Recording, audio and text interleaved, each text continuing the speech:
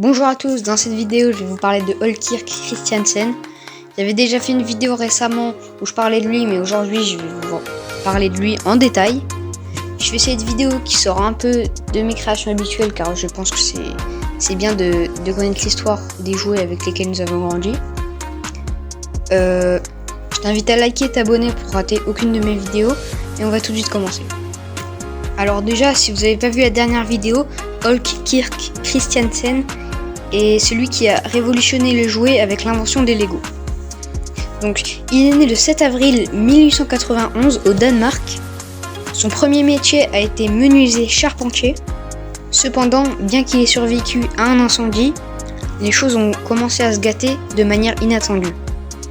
À la mort de sa femme, due à des complications lors de la naissance de leur 5e enfant, qui n'aura pas survécu non plus, s'ajoute la crise économique qui s'est étendue des États-Unis à l'Europe vers 1932.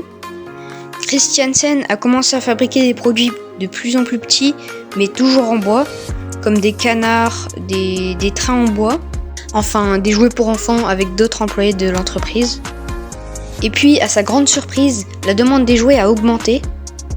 Il a alors décidé de changer le nom de son entreprise. Il a donc inventé le nom Lego, qui est une abréviation du mot danois Legot, qui signifie joue bien ou bien jouer. Puis le déclenchement de la Deuxième Guerre mondiale marque un nouveau tournant pour l'entreprise. Pendant les années de conflit, les parents continuent à acheter des jouets pour leurs enfants pour qu'ils se divertissent. Mais en 1942, un nouvel incendie fut ravage dans l'usine, obligeant les Danois à repartir de zéro, avec des moules pour ses propres produits.